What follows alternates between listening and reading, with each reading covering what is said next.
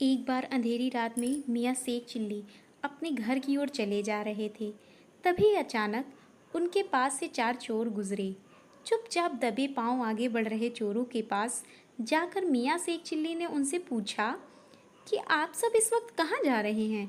चोरों ने सोचा कि मियाँ शेख चिल्ली भी उन्हीं की तरह कोई चोर हैं और साफ साफ बता दिया कि हम चोर हैं और चोरी करने जा रहे हैं। मियाँ शेख चिल्ली को ख्याल आया कि इन लोगों के साथ चला जाता हूँ, कुछ नया सीखने को मिलेगा।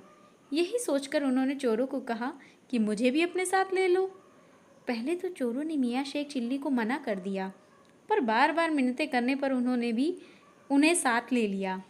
चोरों ने एक रिहायशी इलाके में बने आलीशाना मकान में चोरी करने का फैसला किया, जिसमें एक अकेली बुढ़िया रहती थी।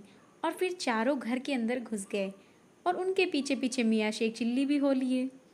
चोरों ने उन्हें हिदायत दी कि जैसा हम कहें वैसा ही करना और हमेशा छुपे रहना। घर के अंदर आते ही चारों चोर पैसे, गहने और अन्य कीमती चीज़ों की खोज में लग गए। मियाँ शेख चिल्ली की यह पहली चोरी थी और वो काफ़ी उत्साहित थे। उन्होंने सोचा कि चलो मैं भी घर में कुछ कीमती सामान ढूंढता हूँ और चोरों का हाथ बटाता हूँ। खोज करते करते मियाँ शेख चिल्ली घर के रसोई घर में जा पहुँचे। वहाँ से खीर पकाने की खुशबू आ रही थी। मियाँ शेख चिल्ली के मुंह में पानी आ गया। चोरी करने का ख्याल अब उनके दिमाग से पूरी तरह से जा चुका था। अब उन्हें किसी भी कीमत पर वह पक रही खीर खानी थी।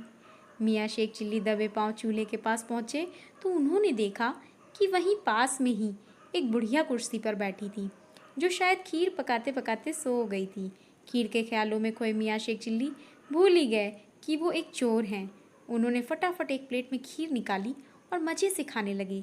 वो खा ही रहे थे कई तभी अचानक से कुर्सी पर सो रही बुढ़िया का हाथ सीधा होकर कुर्सी से बाहर की ओर लहरा गया। मियाँ शेख चिल्ली को लगा कि बेचारी बुढ़िया भूखी होगी, इसलिए हाथ बढ़ाकर खीर मांग रही है। इसी नेक सोच के साथ उन्होंने पतीले से एक प्याला खीर भरकर बुढ़िया के हाथ में रख दिया।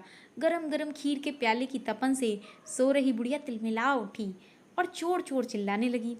चिल्लम चिल्ली होने पर आस पड़ोस के लोग जमा हो गए। मियाँ शेख चिल्ली और चोर बाहर नहीं भाग सकते थे, सो घर में ही इधर उधर छुप गए।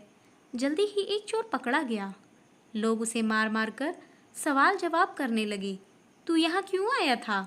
ऊपर वाला जाने तूने क्या क्या चुराया। ऊपर वाला जाने। इस तरह लोग कुछ भी पूछते, चोर यही कहता कि ऊपर वाला यानी अल्लाह जाने।